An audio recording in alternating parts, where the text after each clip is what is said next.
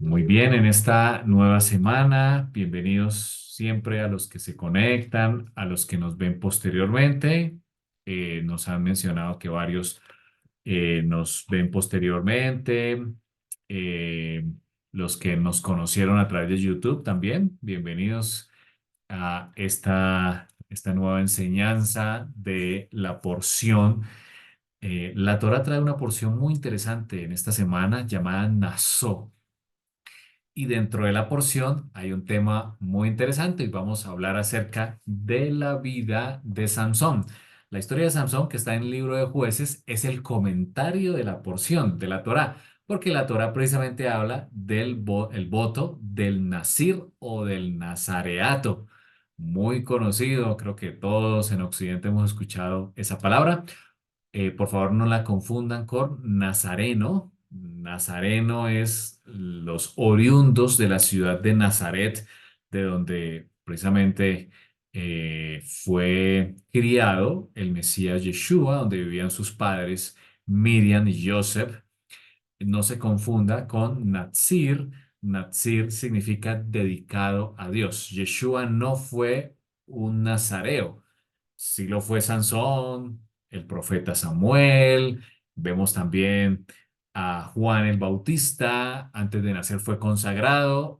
Pablo, de hecho, Pablo en los últimos días, justo antes de ser prendido por los principales allí en el templo, él hizo un voto de nazareato. Ya después de la muerte del Mesías y resurrección, Pablo hizo un voto de nazareato también. Así que vemos varios ejemplos en la escritura. Vamos a explorar hoy la vida de Sansón, su nombre en hebreo Shimshon. He tomado algunos apuntes de algunos sabios, algunos apuntes también del Strong, algunos aportes propios y también, y muy agradecido, algunos aportes. Voy a colocar algunas diapositivas que me compartió nuestro amigo Jairito. Pueden ver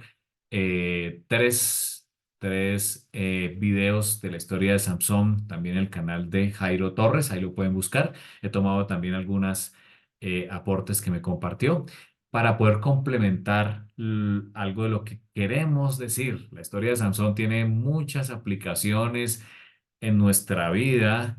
Creo que todos nos identificamos de alguna manera con la historia de Sansón también, pero también tiene una aplicación muy interesante apuntándole hacia el Mesías y también lo que el Eterno quiere de nosotros. Voy a empezar proyectando aquí pantalla para que comencemos a ver algunas lecciones que nos trae la historia de Sansón.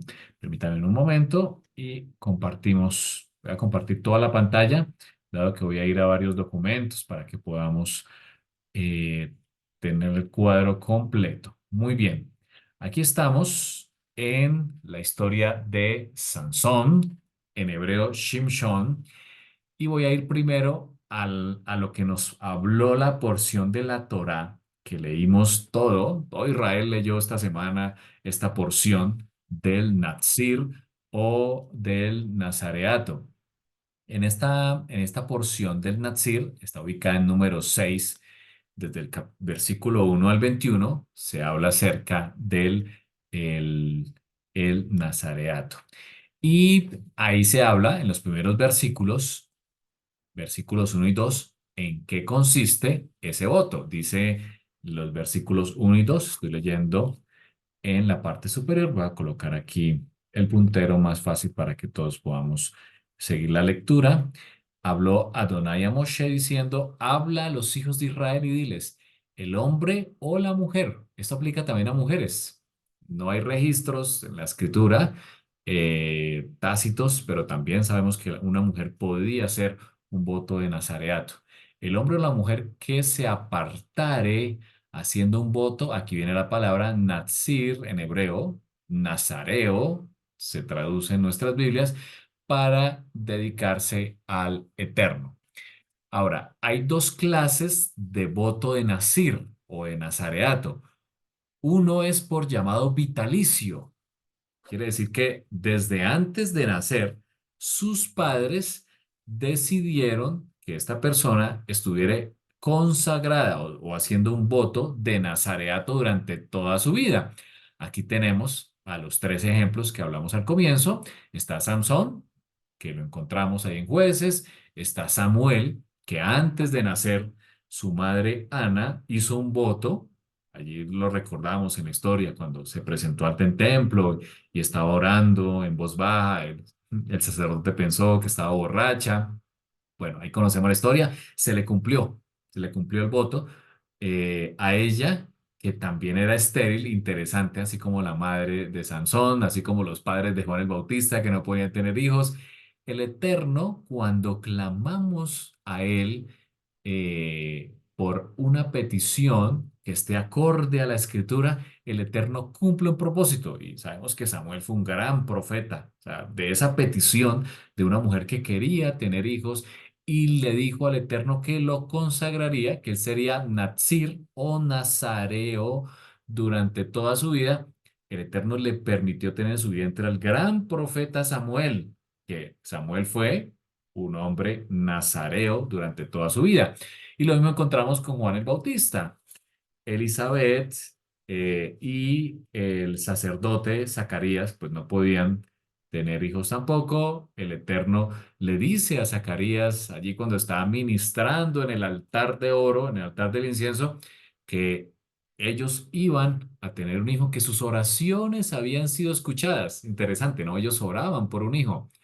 Y por eso el Eterno les concedió tener al gran profeta Juan el Bautista, el que preparó el camino del Mesías, del que el mismo Mesías dijo, no se levantó otro más grande que Juan el Bautista. Así que estas personas que fueron consagradas desde el vientre tenían una función extraordinaria.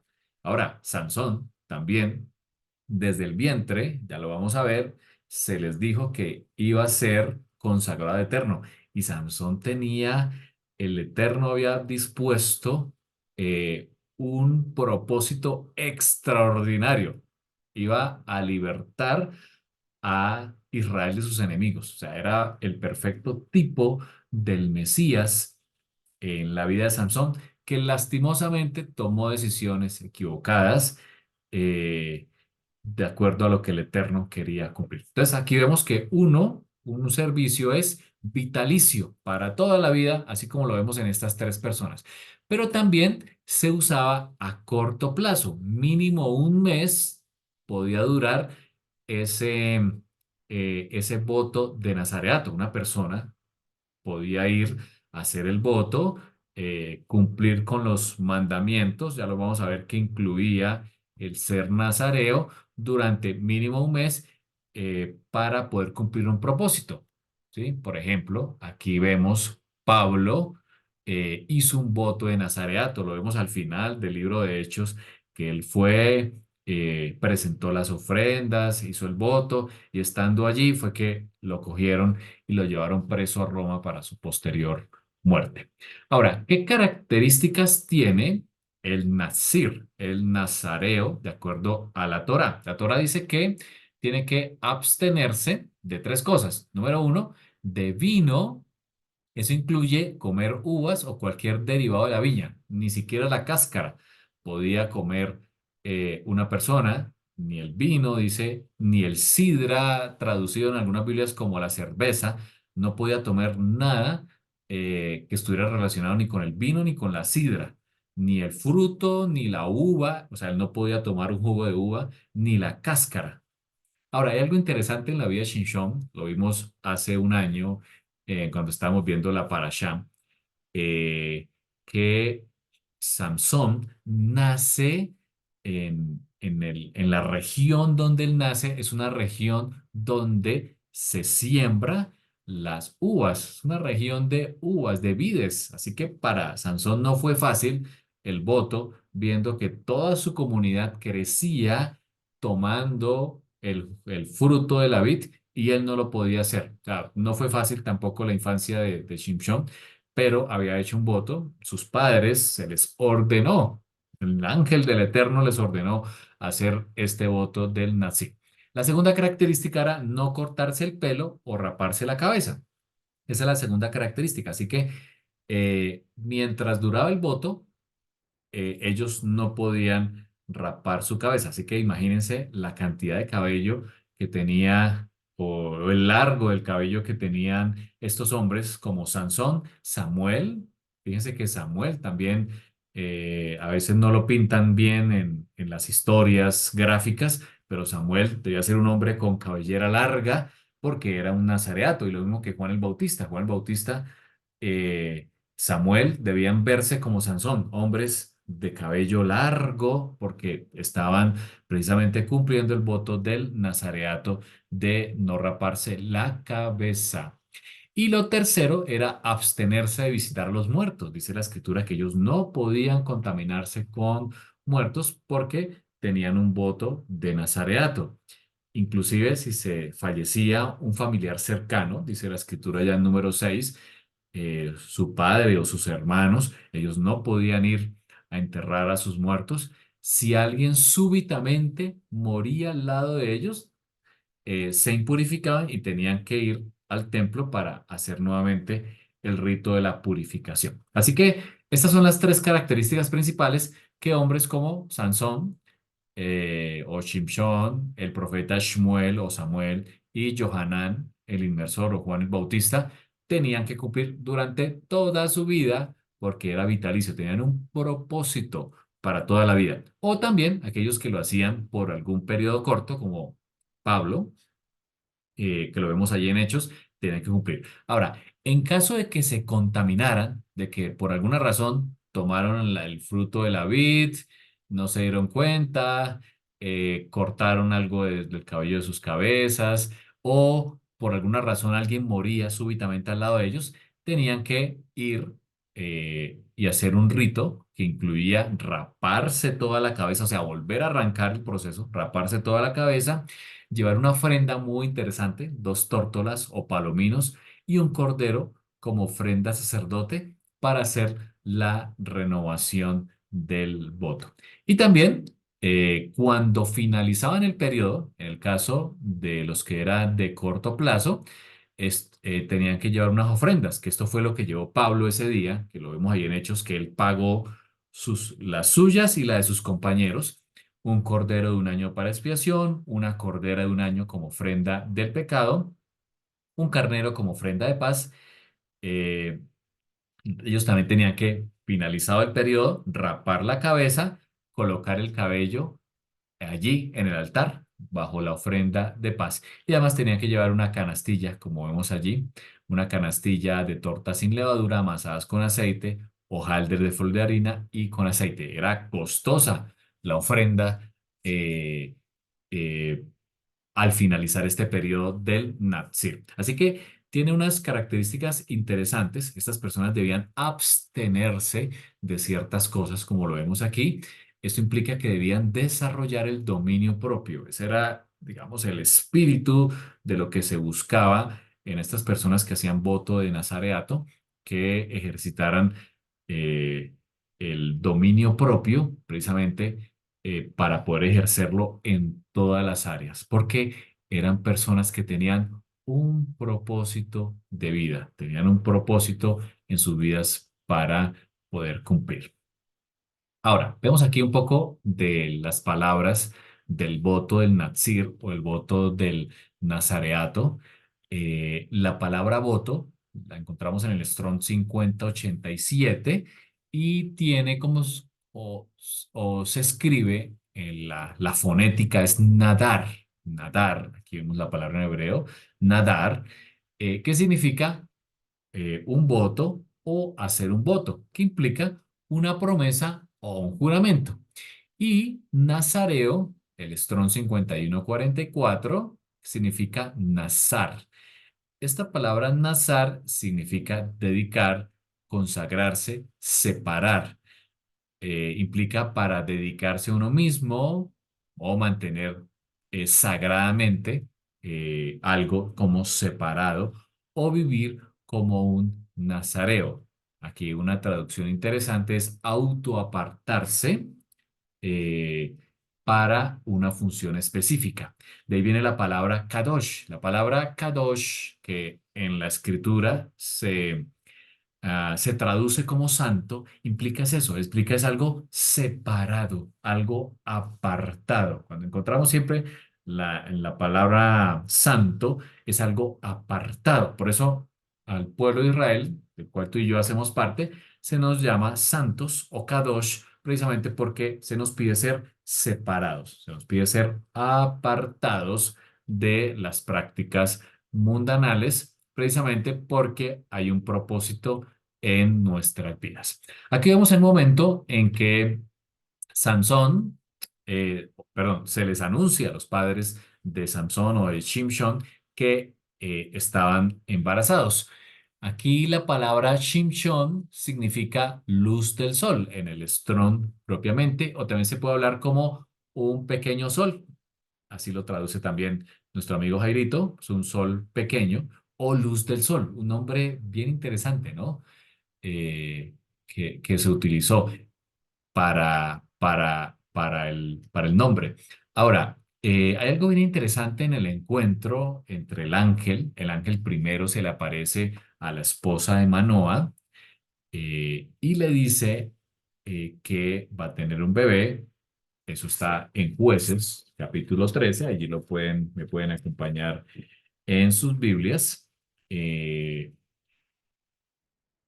en la región de Sora, de la tribu de Dan, dice el versículo 2, un hombre se llamaba Manoa y su mujer era estéril, nunca había tenido hijos. Dice el versículo 3, a esta mujer se le apareció el ángel de Adonai y le dijo, he aquí, tú eres estéril y nunca has tenido hijos, pero concebirás y darás a luz un hijo. Y aquí le da unas características propias del Nazir. Fíjense, versículo 4, no bebas vino ni sidra ni comas cosa inmunda.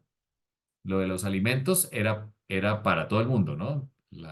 La norma de Levíticos 11, el mandamiento de no comer cosa inmunda era para todo el mundo.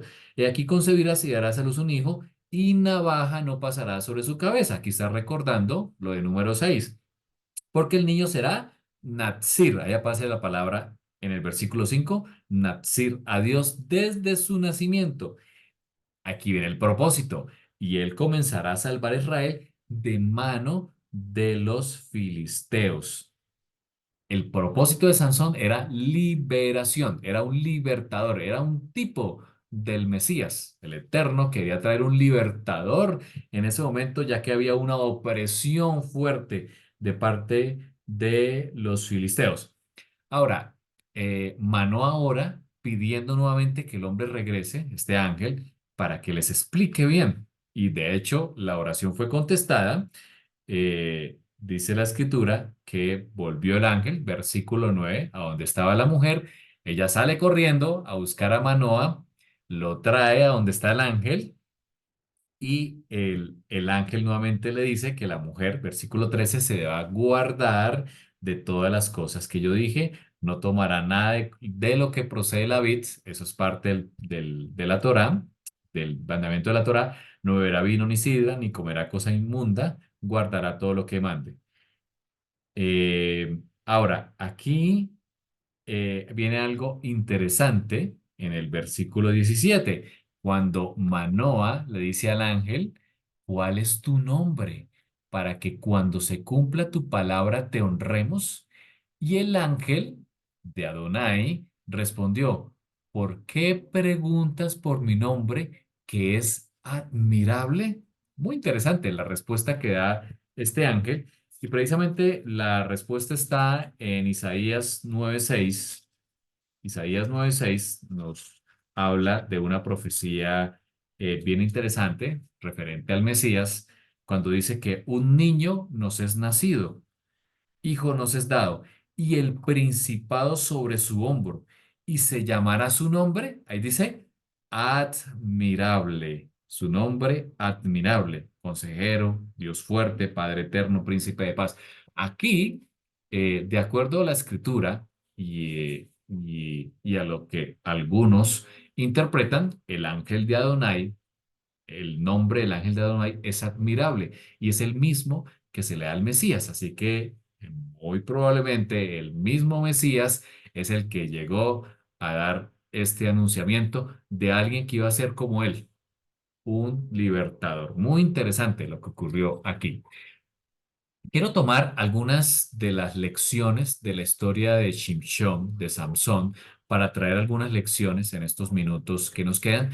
Voy a utilizar aquí algunas imágenes que me compartió nuestro amigo Jairito para que podamos sacar lecciones interesantes de la vida de Samson.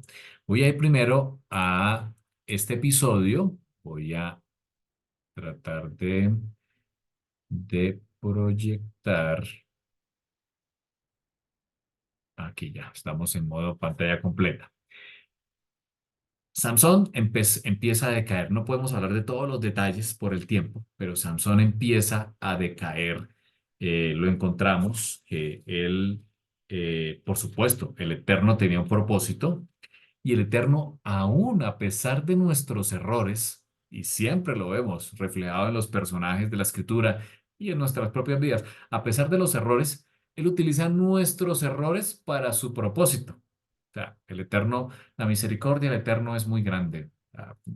Puede ser que nosotros caigamos, nos equivoquemos, como este hombre Sansón que tenía un propósito de vida, pero aún así, a pesar de nuestros errores, el Señor utiliza incluso nuestros errores para lograr el objetivo. Y aquí vemos la historia en el capítulo 14 de Shimshon, de que él desciende a Timnat, ve a una mujer, le gusta, ¿cierto? Solo por sus eh, sentidos, le gusta a esta mujer, la pide en casamiento. Eh, Aquí viene una trama donde Shimshon, ustedes conocen la historia, les da un enigma, les pide descifrar un enigma a estos filisteos que estaban con él, 30 filisteos que estaban con Samson. Durante 7 días que dura la fiesta, ninguno pudo descifrarlo. Finalmente le piden a la mujer que lo haga, ella le suplica, le llora. Y Samson, bueno, siempre cayó. Samson, con cada una de las mujeres que vemos aquí en la historia de Samson, él siempre cayó, cedió por sus sentidos, por su falta de dominio propio, que vemos aquí, quizás un reflejo de lo que es también nuestras vidas. Y finalmente aquí Samson tiene que ir a pagar el precio. Es decir, el precio era o él entregar 30 piezas de vestidos o ellos, si lo descifraban, tenían que ellos, si no lo descifraban, perdón, tenían que entregarles las 30 piezas. En el versículo eh, eh, 18, vemos que ellos, 14 y 18, ellos descifran el enigma y dice la escritura que en el versículo 19 que el espíritu de Adonai vino sobre él. O sea, aún así el Ruach descendía sobre él y mató a 30 hombres de ellos. Es decir, él fue para poder pagar el precio de la apuesta que hizo, pues fue y mató a 30 filisteos y les quitó las vestiduras y las trajo para entregar esos 30 vestidos a sus adversarios. Aquí hay algo bien interesante que a pesar de que Samson estaba cayendo, él estaba cayendo poco a poco, lo vemos poco a poco en la escalera cayendo hacia lo más profundo que pudo caer Shimshon, que lo llevó a su muerte, por supuesto. Aún así el Eterno utilizó eso para su objetivo, porque el propósito del Eterno era que Shimshon fuera el libertador. Por eso le entregó esa fuerza descomunal a este hombre, porque el objetivo era eliminar a sus adversarios. Así que, a pesar de eso, el Eterno cumple su objetivo. Y no lo vemos solamente aquí en Shimshon, fíjense en Jonás. El profeta Joná, en hebreo, tenía también un propósito. El propósito era ir y anunciar a Nínive que sus pecados los llevarían a la destrucción. Ese era el objetivo que tenía Jonah en su libro. A pesar de que Jonah se resiste, desde que Jonás se embarca en la dirección opuesta, el Eterno utiliza una ballena que pues se lo come, por supuesto, y este no es tema de hoy, pero por supuesto Jonás murió allí, fue resucitado. No es tema de hoy, pero lo hablaremos en otros. Por eso es un tipo del Mesías, él muere y resucita. Y finalmente va y predica. Esto quiere decir que a pesar de nuestros errores, de que tú vayas en la dirección equivocada, si en tu vida hay un propósito, el Eterno pondrá una ballena para ponerte nuevamente en el sitio. Aquí también, a pesar de que el Eterno tenía un propósito para Shimshon, utilizó sus errores para que fuera y matara, en esta ocasión a 30. Más adelante lo vemos matando a 1000, a 3000 filisteos, porque el Eterno tiene un propósito para nuestras vidas. No lo olvides, no lo olvides. Y a pesar de tus errores, el Eterno utilizará tus errores.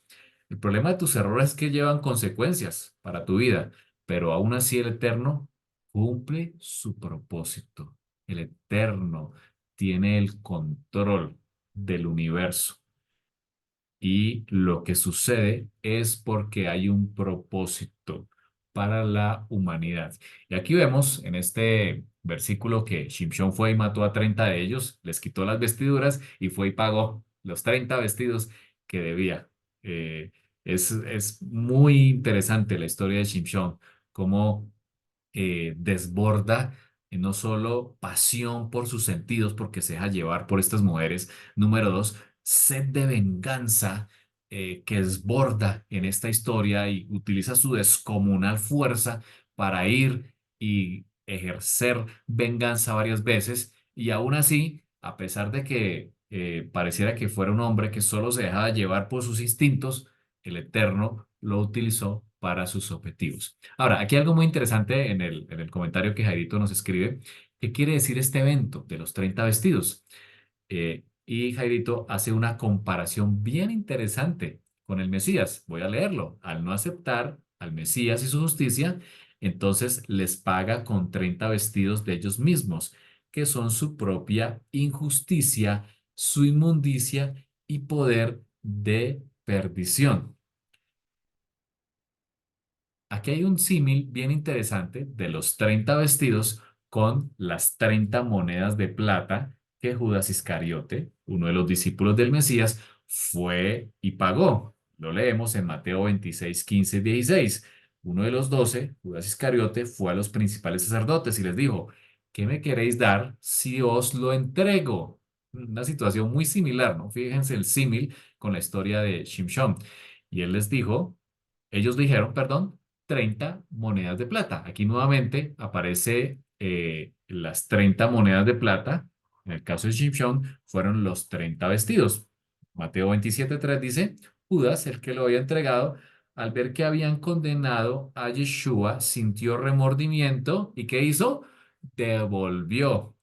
Eso que él había recibido, devolvió las 30 monedas de plata. Lo mismo que hizo Shimshon, fue y entregó esos 30 vestidos, que eran vestidos de los mismos filisteos que estaban acusándolo.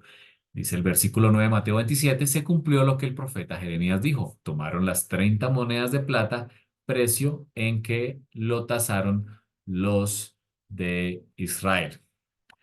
Hay otra interesante aplicación aquí, aparte de las 30 monedas de plata o con los 30 vestidos, y es lo que viene a continuación en la historia en Jueces 15. Dice la escritura, lo leo aquí textualmente, el relato nos dice que el padre entrega a la mujer, con la mujer de Timnat, con la que se iba a casar Shimshon, le entrega al compañero filisteo, al que Sansón creía era su amigo. Sin saberlo, Shimshon regresa para los días de la siega del trigo. Esto es más o menos a mitad de año, o sea, en la época en que estamos hoy, en la época de la fiesta de Shavuot, que es la fiesta donde ya se llevan las ofrendas del trigo. De hecho, recuerden que en la fiesta de Shavuot el sacerdote mece los panes de trigo, indicando, y es una fiesta en honor al Eterno, porque el Eterno ha dado frutos de la tierra y todo se mueve alrededor del trigo. Bueno, aquí la historia de Shimshon está muy relacionada con la fiesta de Shavuot, con la fiesta del trigo. Él regresó en los días de la fiesta de Shavuot, tercer mes del año, donde se hace la siega del trigo, con un cabrito para su mujer diciendo, entraré a mi mujer en el aposento. O sea, él regresó a buscar a su esposa. Mas el padre no lo dejó entrar.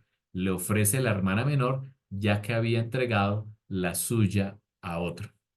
Eh, Aquí hay una interesante aplicación que Jairito nos recuerda, es que Sansón volvió por su mujer al tiempo de la siega del trigo y el padre no lo dejó entrar, pues la había entregado al compañero al que consideraba su amigo. Esto desencadenó una venganza terrible, viene lo de las famosas zorras que eh, Sansón ata por las colas, les prende una mecha y ellas van y queman todo ese fruto de trigo que estaba listo para ser entregado y consumido fue eliminado. Fue un tema crucial económicamente para los filisteos en aquel momento. Luego los filisteos, pues por supuesto, se enojan de lo que ocurrió y se dan cuenta cuál era el origen de que el padre había entregado a su hija a otro y no a Shimshon, y van y la queman. Es una historia terrible la que vemos aquí en Jueces, es una historia llena de venganzas, pero me interesa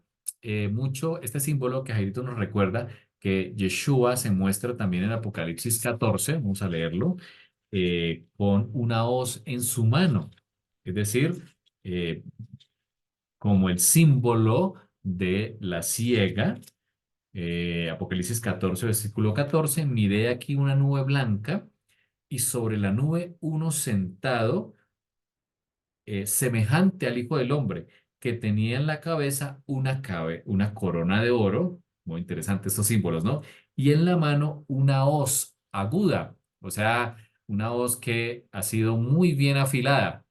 Recuerde que una hoz bien afilada, pues va a hacer el trabajo mucho más fácil, ¿no? Se utilizaba para cegar la tierra y poder tomar el fruto respectivo. Sigue diciendo, y del templo salió otro ángel clamando a gran voz al que estaba sentado sobre la nube, diciéndole, mete tu hoz y ciega, porque la hora de cegar ha llegado, pues la mies de la tierra está madura. Y el que estaba sentado sobre la nube metió su hoz en la tierra y la tierra fue cegada. Aquí hay un símbolo muy interesante que me gustó mucho, que Jairito nos comparte, y es que así como en el contexto de la fiesta de Shavuot que acabamos de ocurrir, fue cuando el Eterno descendió terriblemente con sonidos de bocinas, ese monte se estremeció, se estremecía el monte Sinaí y allí entregó, ¿cierto? Su carta de amor, la que tuvo, su instrucción de vida a su pueblo.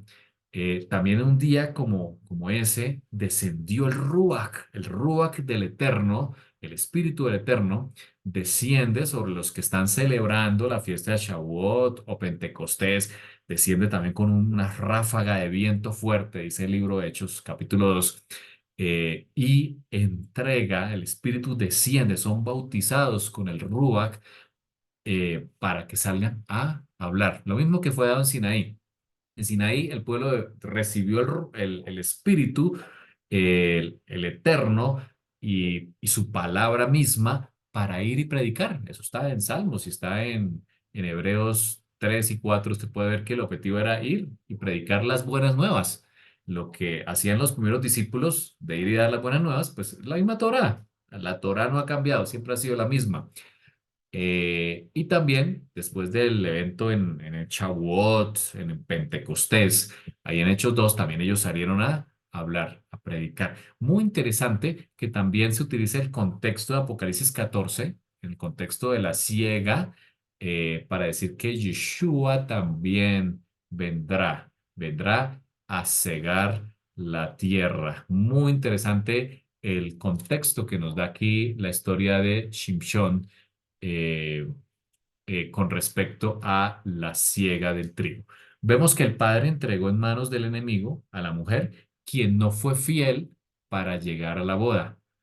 Por lo contrario, la mujer, que es un símbolo de la iglesia o del pueblo de Dios que tomará Yeshua, será pura, pues no lo traicionará, sino que se preparará y lo esperará fielmente. Muy interesante que, así como Shimshon vino a buscar a su esposa y la encontró impura, el Eterno tiene un mensaje para nosotros diciendo que Él espera un pueblo, una mujer pura y sin mancha, como es identificada en la escritura, que esté lista. Dice que la mujer se ha dado que se vista de lino fino y resplandeciente. Así lo muestra la escritura y es lo que les espera el Eterno. Recordamos que en el libro que acabamos de terminar de Levítico, el Eterno nos llevó en una escalera ascendente hasta decirnos sed santos, porque yo soy santo. Esa es la cúspide del libro de Levítico, la santidad. Y aquí vemos un ejemplo de un hombre que está descendiendo en esa escalera debido a sus decisiones, pero que también nos muestra cómo detrás de ese tipo que es Shimshon está el Mesías, que viene por su Keilah, por su congregación, por su iglesia, por su pueblo. Quiero ir a otro documento que nos compartió Jairito, y es en ocasión del el momento en que Samson elimina a una gran cantidad, aquí estoy poniendo en modo lectura, a una gran cantidad de enemigos de los filisteos también, utilizada por el Eterno. Allí en el siguiente capítulo, en, en Jueces, capítulo 15, encontramos esa historia. Vamos a ir a Jueces, acompañen sus Biblias, por favor. Capítulo 15,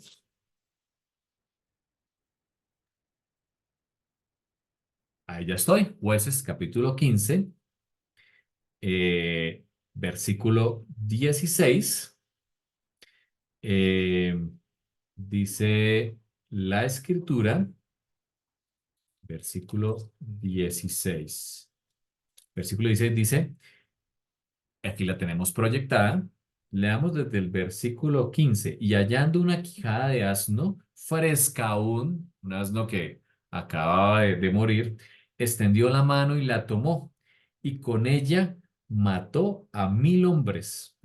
Un hecho impresionante en la vida de Sansón, que también era propósito del Eterno eliminar a estos filisteos.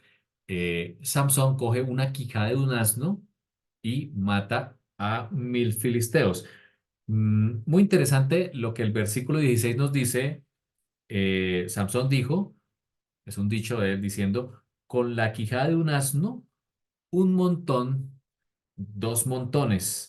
Con la quijada de un asno, maté a 1000 hombres. Y por eso se le llamó a aquel lugar Ramat Lehi, que significa la colina de la quijada. Aquí hubo un evento impresionante. El Espíritu del Eterno descendió sobre Samson. Eso lo encontramos en el versículo 14. Las ataduras que tenía fueron quitadas muy fácilmente, dice la escritura, eh, y allí, con una quijada de un asno, eliminó a 1000 hombres.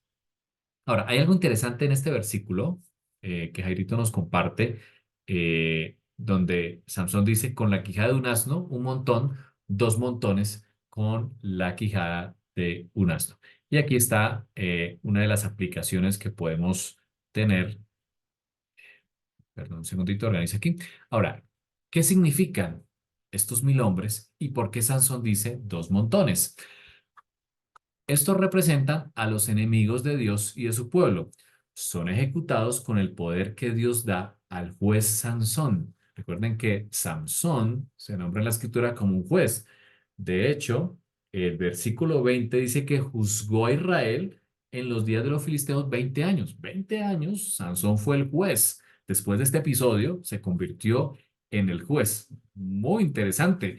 Y es que aquí Jairito nos recuerda que así como Sansón eliminó a estos 1000 hombres, también cuando vuelva el Mesías, él no vendrá como vino la primera vez, ¿cierto? Sino vendrá a ser su fase ejecutiva, vendrá en son de guerra. Cuando vuelva el Mesías, existirá una guerra en nuestro planeta y vendrá en son de guerra a aplastar a sus enemigos, como lo muestran todos los profetas, Ezequiel, Zacarías, Jeremías, Isaías, Apocalipsis, en el capítulo 19, nos muestran que el Mesías regresará para pisar el lagar, lo que se hace en la fiesta de Sukkot, pisar el lagar para exprimir las uvas, un símbolo de la sangre eh, que va a ser derramada ese día cuando el Mesías vuelva. Ahora, esa es la primera característica.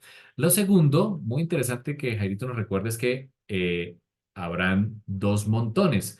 De hecho, cuando Yeshua vuelva, él mismo lo dijo en Mateo 25, vendrá y pondrá las ovejas a la derecha y los cabritos a la izquierda. Será el juez y estos últimos serán igualmente destruidos. Esto es un símbolo del Yom Kippur. El Yom Kippur es el día de expiación anual que se hace, que hacemos todos los que practicamos la Torá. En aquel momento, cuando estaba el santuario terrenal en pie, se seleccionaban dos cabritos idénticos, uno a la derecha, otro a la izquierda. El sacerdote echaba suertes y a uno lo ofrecía en sacrificio por el pecado y sobre el otro iban a recaer todos los pecados de Israel. ¿Sí? Él separaba, él hacía distinción. Por eso Yeshua utiliza este mismo símbolo en Mateo 25 cuando dice, pondrá las ovejas a la derecha y los cabritos a la izquierda. Habrá una separación. Por eso decimos en las oraciones, en Shabbat, decimos, bendito eres tú que haces distinción entre lo sagrado y lo profano, entre los 6 días de la semana y el séptimo día, entre Israel y las demás naciones. El Eterno hace distinción y la hará, como lo ven aquí, a través del Mesías. El Mesías vendrá a hacer distinción, vendrá a separar. Y la pregunta es, ¿en cuál montón, tomando el versículo de hoy, en cuál montón vas a estar tú? ¿En cuál simiente vas a estar el día en que el Mesías vuelva y separe las ovejas de los cabritos? Qué interesante reflexión nos trae el Eterno. Ahora, lo otro interesante es que justo después de Shimshon, de haber eliminado a estos enemigos, dice el versículo 20, que juzgó a Israel. Cuando el Mesías vuelva, él pondrá a sus enemigos debajo de sus pies. Eso lo dice la Escritura en muchas partes. A eso vendrá. Él pondrá, vendrá y eliminará. Pondrá a sus enemigos, vendrá a ser el juez de la tierra. Así como Shimshon después de esa batalla terrible donde diezmó a los filisteos, por supuesto que los diezmó en esta batalla, él ahí se convirtió en juez de Israel. También el Mesías, después de esa batalla, cuando él regrese y enfrente a sus enemigos, él será el juez, él se convertirá en el juez para toda la humanidad. Vamos a seguir leyendo. Eh, lo siguiente que hace Shimshon después de haber eliminado a sus enemigos es que él siente sed, dice el versículo 18. Clama a Dios, pues siente que muere de sed, y Dios abre una cuenca en la que Shimshon puede saciar su sed y recuperar sus fuerzas y su espíritu. Y por eso le pone a esa fuente el nombre de En Hakor. En Hakor, versículo 19, que significa la fuente del que clamó. Aquí hay un aspecto también muy interesante eh, en esta lectura y es porque el mismo Mesías se presenta como la fuente de vida. Leo textualmente, todos sabemos que si clamamos a Dios para que nos ayude en toda batalla contra el enemigo, saldremos victoriosos y tendremos esa fuente de agua viva por siempre, donde podremos saciar nuestra sed y así como Él le ofreciera amorosamente a la samaritana. Es decir, así como Shimshon clamó porque tenía sed y se abrió una cuenca, también nosotros, el Eterno nos invita a clamar por esa misma agua de vida, el agua que el Eterno le ofreció a la samaritana, Juan 4:10. Si conocieres el don de Dios y quién es el que te dice, dame de beber, tú le pedirías y él te daría agua viva. Y esa agua es su ruach, es el espíritu, porque Él es la fuente de vida, paz y amor. Siempre responde a nuestro clamor y nos da auxilio. y lo que es mejor, nos asegura que nos dará la salvación si permanecemos en él. Dice la Escritura, si permanecieres en mí, yo les daré el agua de vida. Muy interesante lo que podemos encontrar a través de la historia de Shimshon. Cada episodio de la vida de Shimshon tiene una lección práctica para nuestras vidas en las decisiones que tomamos, pero también se convierte en un símbolo de lo que el Eterno hace y hará con nosotros. Vamos a orar.